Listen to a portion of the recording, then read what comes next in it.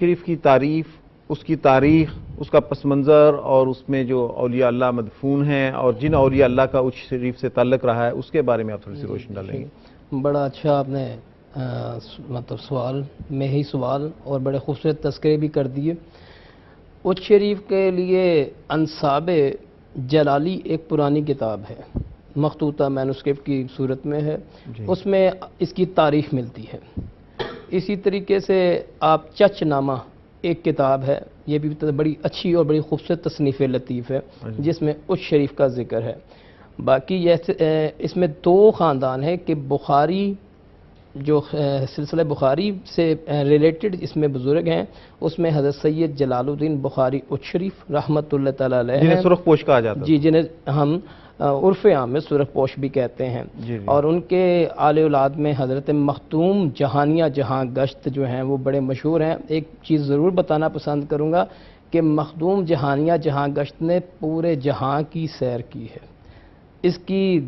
جو خوبصورت دلیل دی وہ تذکرہ غوثیہ سے منقول ہے، جس میں غوث علی شاہ پانی پتی کلندر رحمۃ اللہ تعالیٰ فرماتے ہیں کہ حضرت مختوم جہانیہ جہاں گشت رحمۃ اللہ تعالیٰ علیہ اور حضرت شاہ کمال قادری کیتھلی رحمۃ اللہ تعالیٰ علیہ یہ سیر جہاں ہیں، اور بو علی کلندر شرف الدین بو علی کلندر رحمۃ اللہ تعالیٰ علیہ سیر جان ہیں۔ یہ بہت خوبصورت اور بڑی جامع قسم کی بات ہے۔ جہاں پہ گیلانی سادات آتے ہیں، ان کی آج آل اولاد یعنی سیدنا شیخ عبد القادر جیلانی رحمۃ اللہ تعالیٰ علیہ کی جو آل اولاد سیدنا عبد الوہاب سے آئی، وہ وہاں پہ اس وقت ان کے مزارات ہیں، اور ان کے سلسلے کے جو مزارات ہمارے لاہور میں خاص طور پہ ہائی کورٹ کے اندر شاہ چراغ لاہوری ان کے دادا جان کا مزار ہے، یہ سب انہی کی اولادیں ہیں۔ میرا موجدہ بخاری کا سلسلہ بخاری سے جا کے ملتا ہے، اور ان بزرگوں کا سلسلہ جو ہے وہ گیلانی سادات سے جا کر ملتا ہے۔ ان چیزوں کا ہمارے یہاں پہ اگر باقاعدہ تعلیمات دی جائے اور آپ کا باقاعدہ ایک پروگرام ہو تو بہت زبردست ہے۔ اور اسی طریقے سے ایک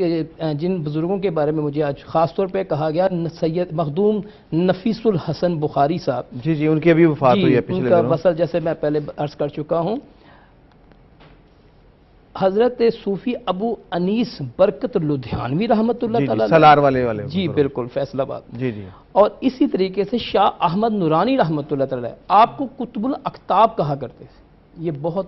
جامع بات ہے۔ مجھے جب اس چیز کا علم ہوا تو مجھے یقینی طور پہ دلی طور پہ بڑی خوشی ہوئی کہ ایسے مشائخ عظام نے آپ کو اتنے بڑے لقب سے جو ہے وہ نوازا ہے۔ مخدوم سید نفیس الحسن شاہ صاحب رحمۃ اللہ علیہ نے انہوں نے جو اچ شریف کی خدمت کی ہے، اچ شریف کے ساتھ ان کا جو گہرا قلبی تعلق تھا، روحانی تعلق تھا، اس کے بارے میں تھوڑا سا جی انہوں نے دیکھیں، ایک تو ان کی یہ کاوش، ایک سب سے پہلے انہوں نے جو جامعہ فیروزیہ